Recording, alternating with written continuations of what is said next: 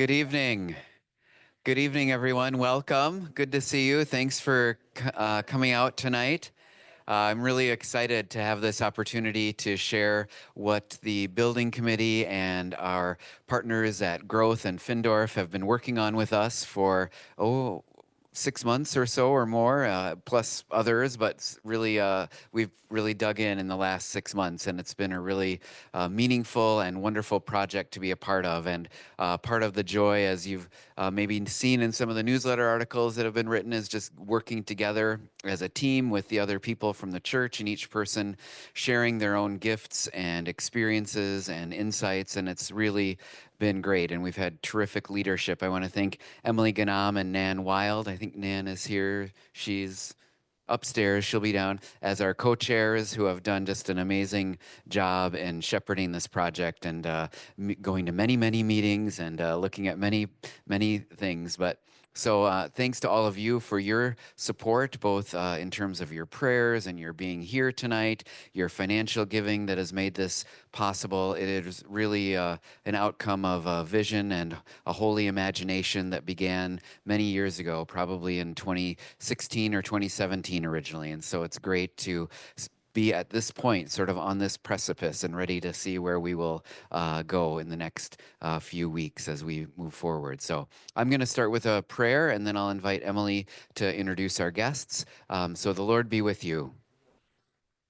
Let us pray.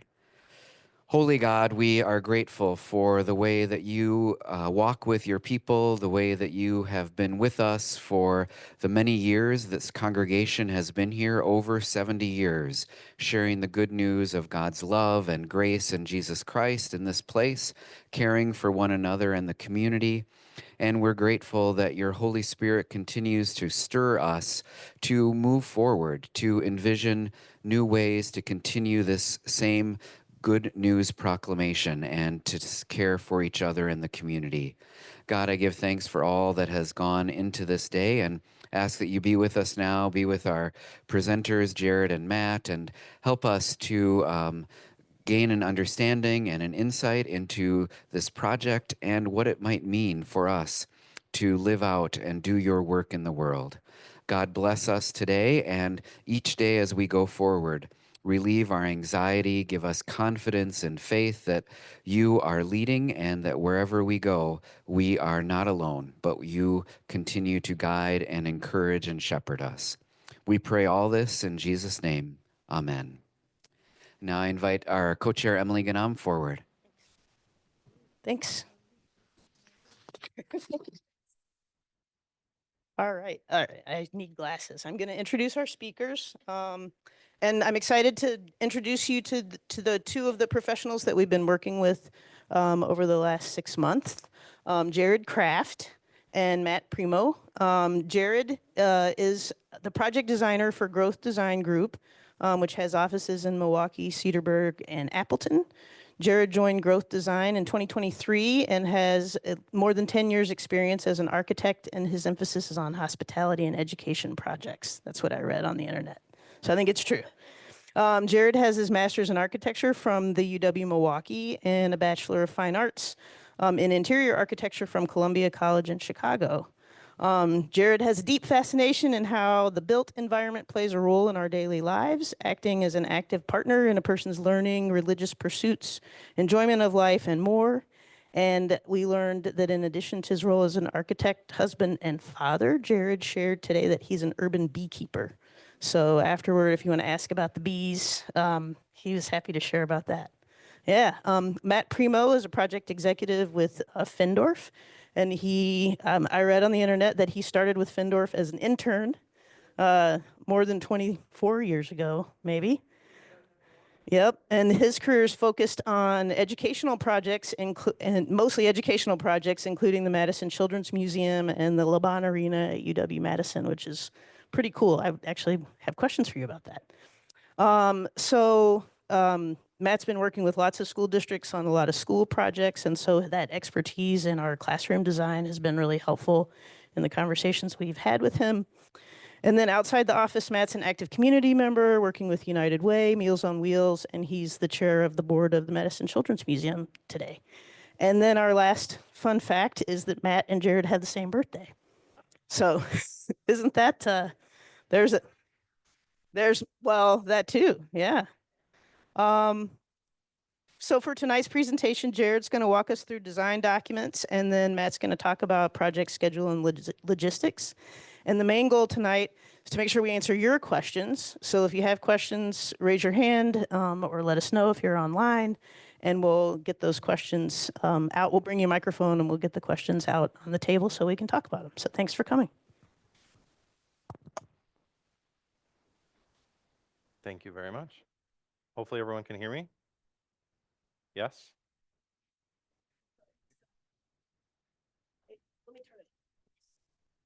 Hello? 3. Better? Okay, good. Please let me know if you have questions as I go. Thank you, Emily. Thank you, Pastor Blake, as well.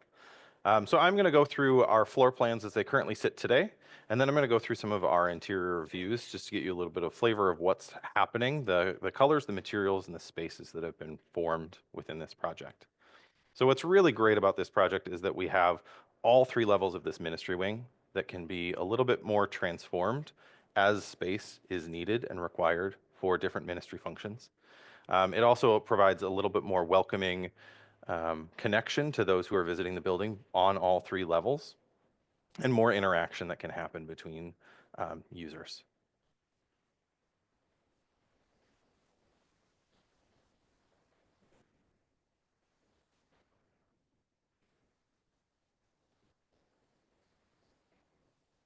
That's fine. So in these floor plans, we'll start with the lowest level where we currently are. We're breaking off a little bit of the side of the building. Which one is the laser? So we're currently over here in the building, so we are not showing our sanctuary space. That is not necessarily something we're touching. There's small pieces that exist in the project in these spaces, but they're not necessarily the architectural scope of the project. One thing that is a big welcome into the space is that we're creating a hospitality corridor at the end of this hallway here, which will be used for hospitality for seating an additional gallery space. This allows people to kind of loiter in between functions, both where we are now and any of the individual spaces that we have carved out within the main components. We have some work that's happening within the mechanical space and some work that's happening within stairwells that are noted on here. But predominantly, we have this nice hospitality center, new coat space that allows people to store any of their coats, hats, things like that, just provide a little bit more welcome. Downstairs, we are relocating the bathrooms that currently exist in the space, making them accessible and more usable for all people. And then we've broken up the north end in 2 spaces that are convertible so we can flow in between this multi-purpose space and this dedicated youth space with their various pieces of equipment and furniture. We've carved out some communal storage that can be used for the furniture that goes on in these spaces for additional uses that happen with different user groups.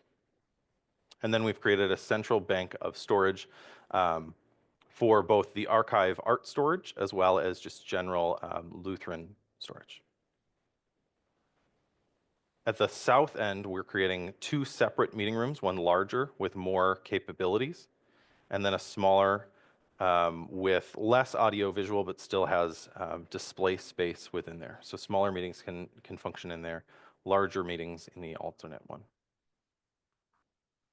Moving up to our second floor, one thing that you'll notice, especially in our renderings, is how we're interacting with the main office reception area. You'll notice that day to day, Sundays and services. So we are opening up the reception area so there is a little bit more welcome desk. This desk can be convertible and used not only as a reception space, but also as a welcome desk, as a touch point pre or post service for forms, for information, and kind of getting more connected within the church. We have a seating arrangement, which you'll see in the renderings, that allows just some relief seating, waiting for an appointment or waiting for a pastor. We've included, and we'll see them in the renderings, the last remaining pieces of unused art glass from upstairs. So they'll be backlit and illuminated and put in a place that you can enjoy them once again. Within our office suite, we have a main mailroom that is a little bit more accessible. We provide access to that for mailboxes for dropping off of packages, as well as connection to the workroom where we can provide printing functions. Private offices along the north side, as well as a large open office. We've created a collaboration area as well as a conference area that can be used for smaller group meetings, counseling services, or rented out for small groups or something similar in the conference space. Nursery, we have a little bit of light touch in this space, some finish updates, some cabinetry updates, and then closing a connection between the existing library and nursery space. Anything that you're seeing in the colored region will have updates in material or space. So we're not necessarily touching your main spaces off to the front. Moving up to our second floor, we've carved out the space a little bit differently than how it is. So we have a large welcome area. So anyone who's coming in, children, other functions during the week or during the weekend, not necessarily just for children, have a little bit more welcome and relief as they come up to the stairs. This is a place that can be gathered before or after Sunday schools, before or after any functions that are happening in these classrooms. And one thing in there is that we're providing a hospitality center up there, so they can provide coffee, refreshments, handouts, anything like that. Check-in areas as well on the side. One large thing that happens within these spaces is we have movable partitions between the music and check-in area and the drama and music area. So we could open this entire space for a larger group performance or larger instruction that might happen on a Sunday. So we'll see those a little bit more detail in our renderings. We've carved out our various spaces for Sunday school activities. These can also be used on weekly basis or meetings as well. We have a larger game area right now with dedicated storage for them, so we're just increasing storage for these uses, which is going to be very, very needed. A dedicated work area as well, art and preschool and nursery spaces, and we're looking at creating different pieces of casework, water connections for use, say, in the art room. One thing that we are also providing at the back end of this check-in area is a small nook to provide for some coats, storage, single-user toilet rooms next to our existing janitor closet, and then we're providing an additional single-user toilet room off to the side by games. In opening this, we're hoping to create a little bit more community and gathering pre and post function. Then we've also looked at widening the corridor here, so it provides a little bit of space for relief for smaller interactions, smaller conversations, pre and post Sunday school or pre and post meeting. We're providing some benching in that area, so you could sit down and have a conversation. You could display some artwork in that for the children. Going through some of our views, we'll start again at the lowest level and work our way up.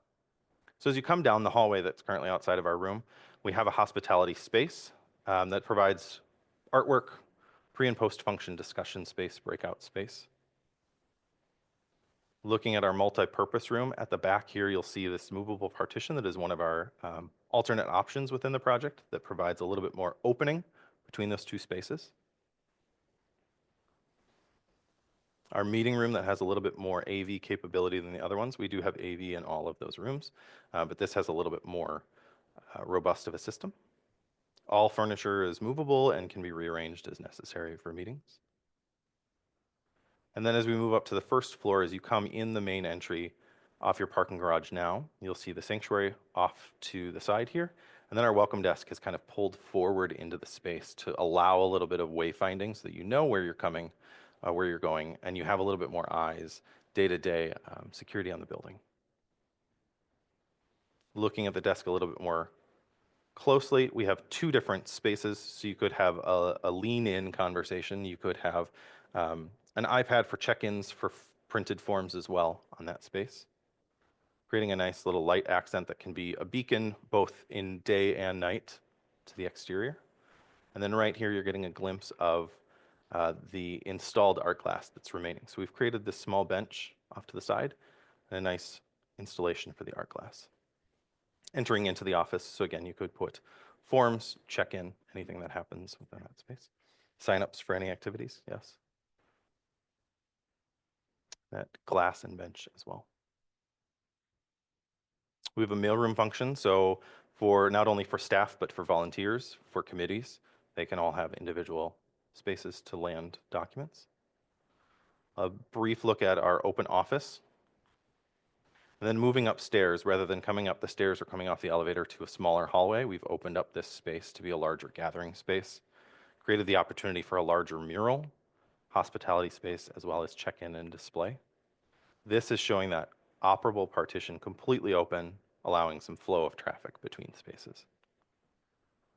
That is looking down into all three of those spaces with both partitions, this one here and this one here opened. And then this is a look at our corridor space with our small benching on two opposite sides, some display space. So we're creating a little bit of interest and a little bit of branding on each of these classroom types. So it's very easy for students or for outsiders to understand you go to the purple room or you go to the yellow room based on where your function is for Sunday school or for a meeting.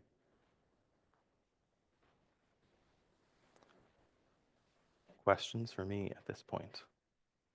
I can run through anything that you would like. Switch back on different views. You had said a little bit about an optional removable wall in one of the lower areas here. Is that, I would like to put in a vote for that. Just a little bigger space would be helpful. Is it with the meals that we have here? Sometimes we have quite a bit of overflow, and it'd be nice to have another room or space for that.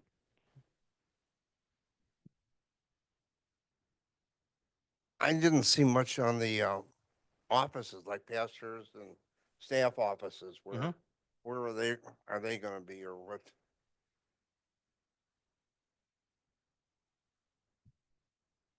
Sorry if there's motion sickness. So we have all offices banked outside with natural light coming into the space.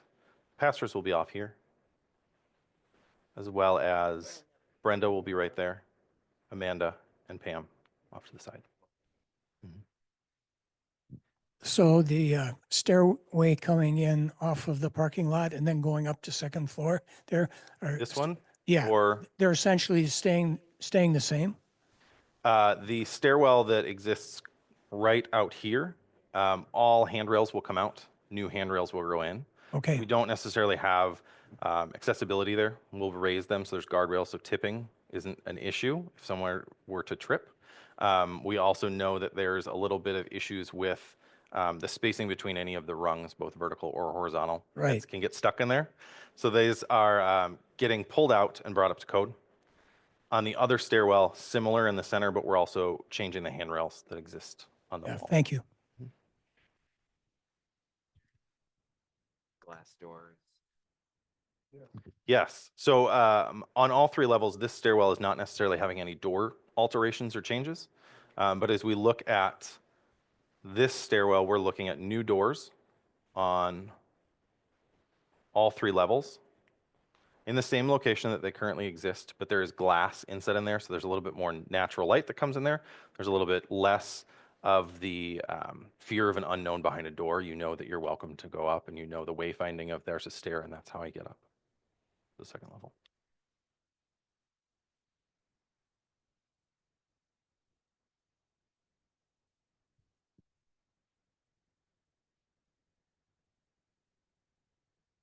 Since we're talking about stairwells, at one point, the first floor entry, we were talking about kind of cutting out part of the Mhm. wall there. Did that not work? No, we're looking at some structural issues there for right here. We're looking at eroding this corner. Some of that is a structural. All of those walls are bearing one on top of the other, as well as these doors need to be fully sealable. So typically in a building, we're going to have to rate these enclosures. You guys are an existing building, so these buildings just need to have doors that are closable, and smoke can't transfer from floor to floor.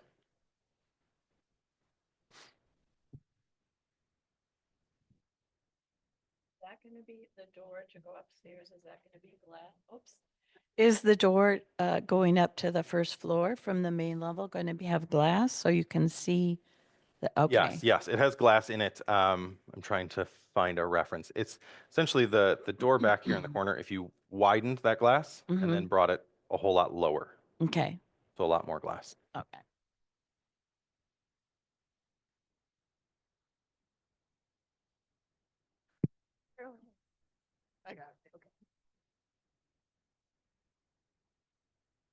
This is just a small thing, but there is a door between the library and the nursery. And that was put in years ago because we had kind of an overflow in the nursery, and it was an opportunity for, if there was a second person working in the nursery, that they could take a small group into the library and read a story or do something like that. And I know that door is kind of not necessarily the most aesthetic, but I really think it's silly to take it out because it does exist. And if you don't want to use it, you can put furniture in front of it. But if you take it out, then you'll never have it back. And to me, it doesn't make sense to spend money to take it out and when it has the potential in the future to be useful. It's a good point.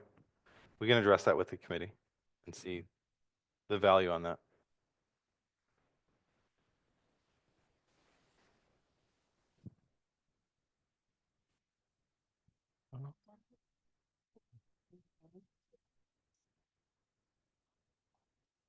Sure. Question is looking at, we are providing a secondary entrance into the office. That does provide access to the conference space, so that can be used for meetings outside of regular office functions, but we do have a secondary entrance into the offices so that there's a little bit more free travel in and out of the office.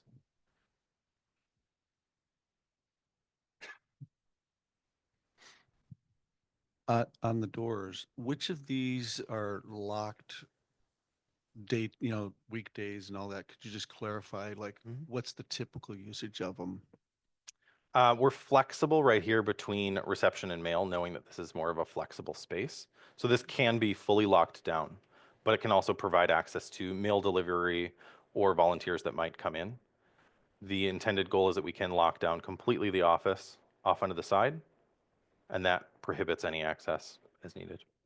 But there will be key card access at this reception space. Say a committee member or someone with access to the space can come in, drop off mail, or make copies as deemed necessary.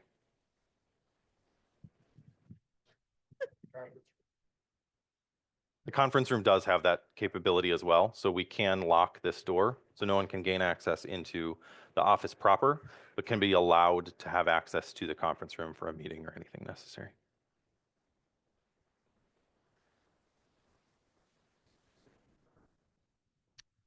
We have a keypad on this door as well as this door.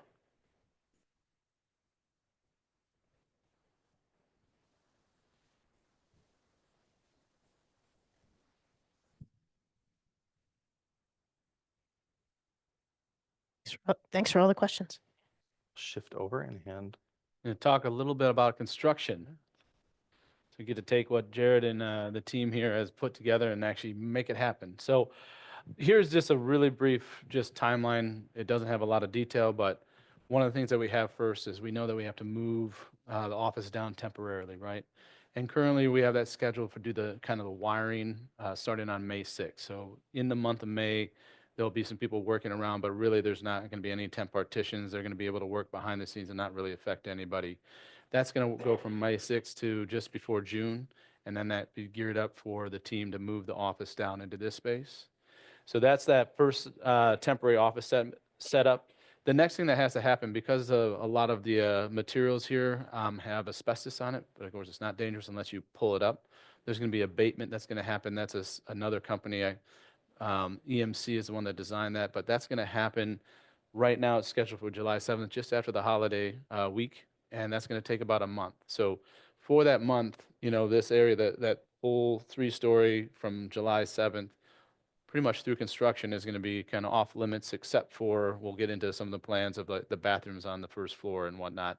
But that month is abatement. Then once that is done, that's when the construction team will come in, I have it starting on August 11th, and we'll be going from August 11th to March 1st, and then opening up first part of March is what the goal is at this particular time. So that's the construction schedule.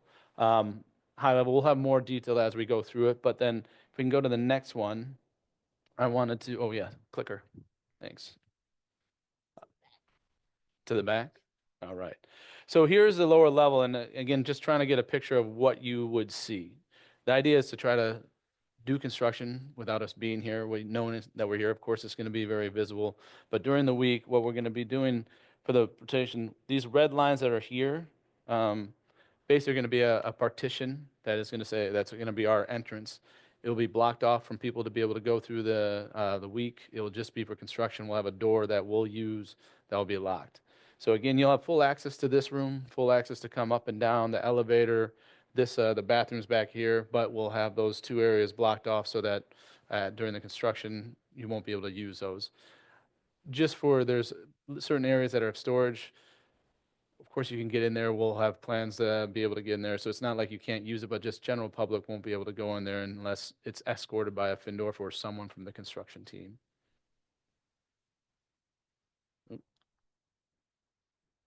Oh, one back.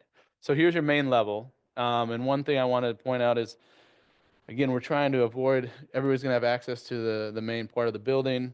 These thick red lines are what we're going to say is a partition, right? And then we're going to have a door that will be used for construction. But this is where, on the weekends, we know this set of bathrooms that are right here are going to have to be used. So we'll open it up for the weekend for you to be able to use that and go and use that bathroom and then come back.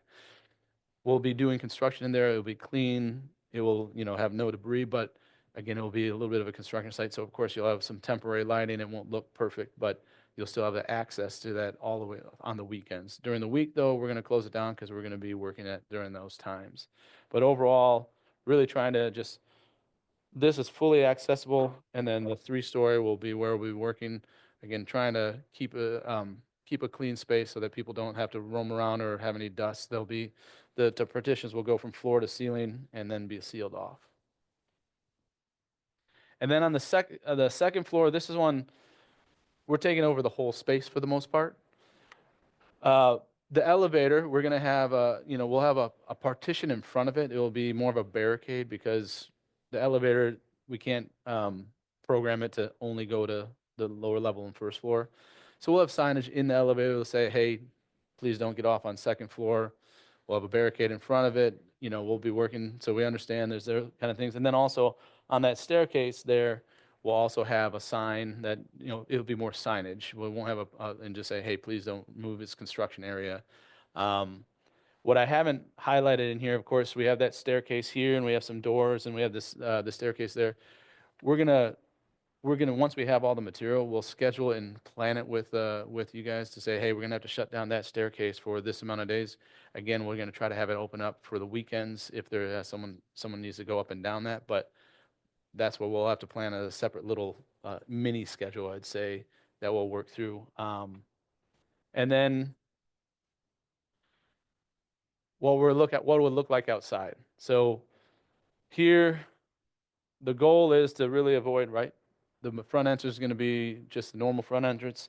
We're going to take over this staircase. That's going to be our main entrance in and out for construction. And we'll have a temporary fence that will block here. We'll have a couple dumpsters. There'll be a little bit of equipment that will be set here. For the most part, trying to avoid that you have full access and not have anything in front of the main entrance. But since you won't have any access to the 3-story, that's why that staircase will be blocked off. Another part, of course, of the project is replacing the roof. So this will actually be re-roofed in the early fall. That'll be part of it, and there'll be additional rooftop units that go on there for the HVAC system and whatnot there. Let's see. I think that is all I have for slides.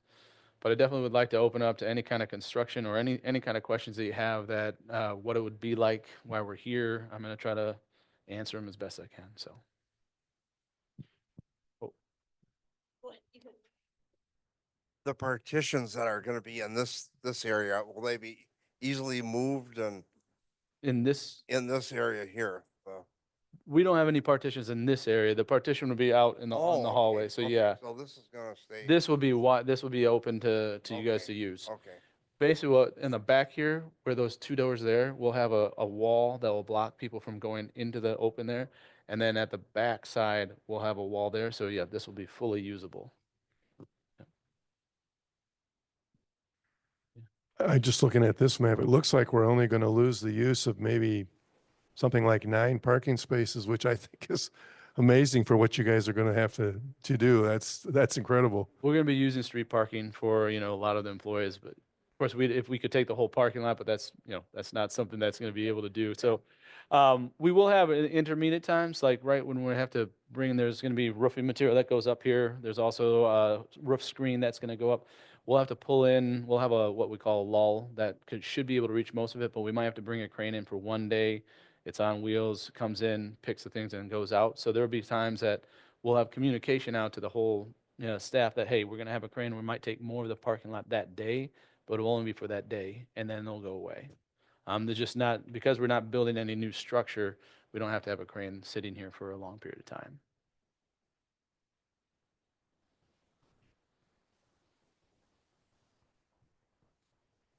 Any other questions that you might have?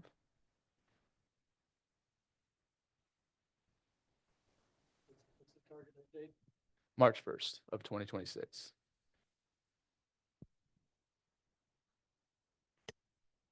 I just want to clarify on the what would be the east side there, you'll be taking those parking spots, but the rest of the lot will be available? Mhm. Okay. The main entrance, yes, just not the entrance to that stair. Yes. Right. Yeah. Oh. Oh, up, Cars will be able to come in. up here? Trying to get a pointer to work. Yeah, that will be open. You need to have means of exits for a fire department. If there happens to be an emergency, they have to get in and out. We can't block that.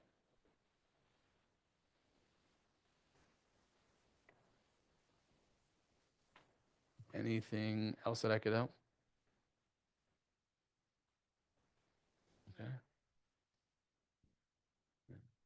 Definitely our goal is to be here, but we know that you need to use the building, work through those things. There's going to be little shutdowns here and that, but that's going to be well communicated to the staff, the committee, so it can put it out to the congregation on when things are happening. So.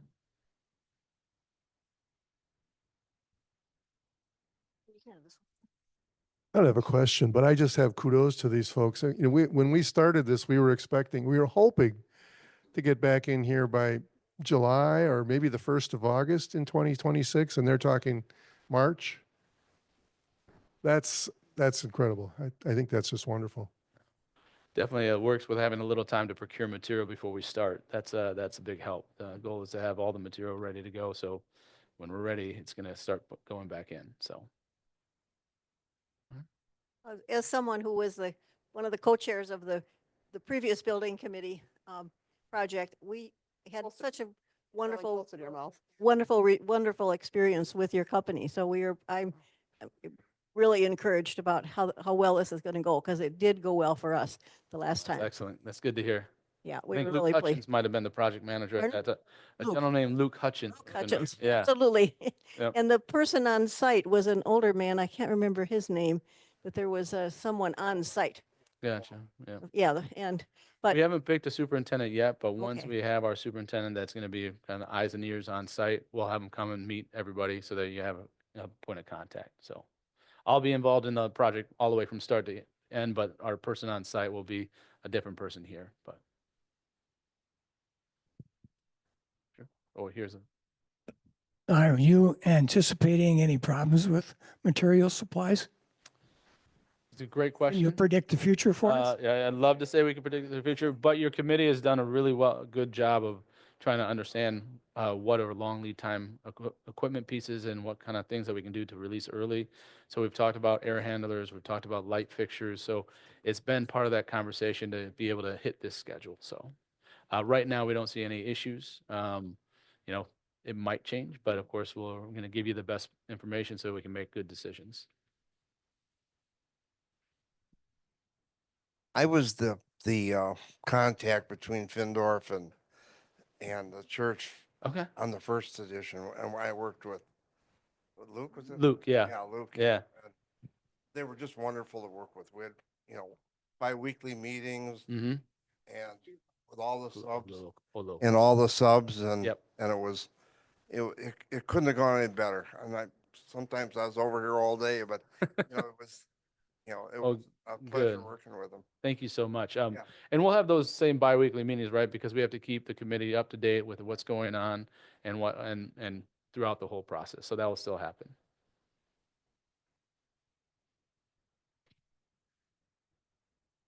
I have one other question, and that has to do with the carpeting up on the first floor. The carpeting goes, from the gathering space and down the hall, and then it goes into the meeting room and into the library. Is that carpet all going to be changed? Or, I mean, it's 15 years old, but it's still in pretty good shape. I believe, I can go back, might let Jared answer that one, but we do have a lot of carpet to replace in the project. We do. At the reception desk, we have a neat cut where we will replace the carpeting from the reception all the way back into the hallway and office spaces. The only place that will not be recarpeted would be the library currently. Yeah. And the gathering, yes, Yeah. the gathering, so So- anything within. Gathering space is going to stay the same. Yep. So Okay. this area here, that's a different color. That's what you're gonna have new. And the temp partition, what I call it, we have it coming right across here and there. So we have a little of that existence can remain. We'll have protection on that, but that just helps us get a little into the area that we have to replace. And we talked about, we'll have access to our kitchen during construction, which I hadn't been sure about, so I'm excited about that. Speaking of the kitchen, is that something, I know that there were some plans to do a little bit of touch-ups and so on to that area. Is that going to happen in the early stages or further along, or do you have a timing idea for that? Yeah. Pastor Blake has thoughts about that. Jared can probably answer this too, but the main work will be in that little square on the northeast corner of the kitchenette because they'll have to open that up for ductwork. We do have alternate options for the cabinetry and the lighting that we'll get so that we can do that project at some point, but that's not in the initial scope.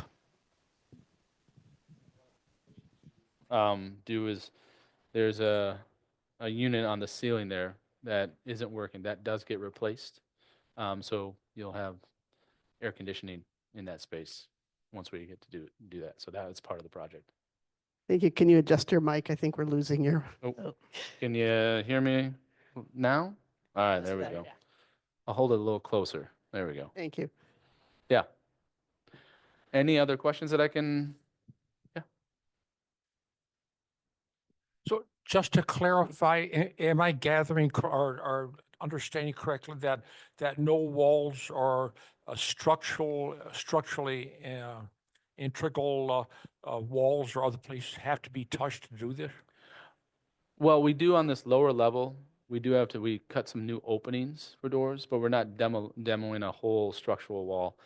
We do have to do some work that's structural, but it's more just cutting new openings and blocking old openings up. So Jared kind of touched base, but one of the walls up on that second floor, I know the goal was to try to make it even more open, but finding that it's a structural wall, we knew that, we couldn't take it down without a lot of costs that would add. So that's why it's a smaller opening, but it's still, I can't remember, 16. I know we were shooting for a little more like 20, but so yeah, nothing really major structural, but just a little bit of cutting in and doing some patching. We also have to cut into the precast floor for ductwork to come up. So again, small, but a little bit.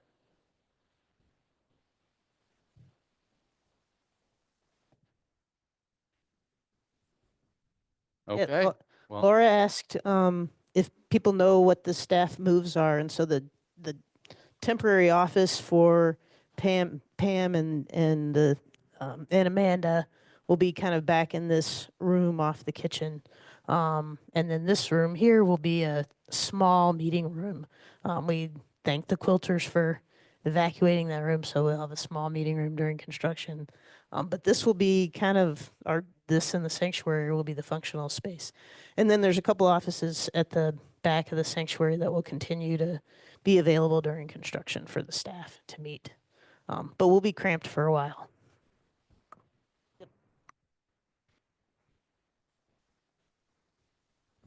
And we haven't quite figured everything out, but probably those doors will be available for entrance to the office or the main doors for the elevator. So we'll have good signage so people can find who they need to talk to. So.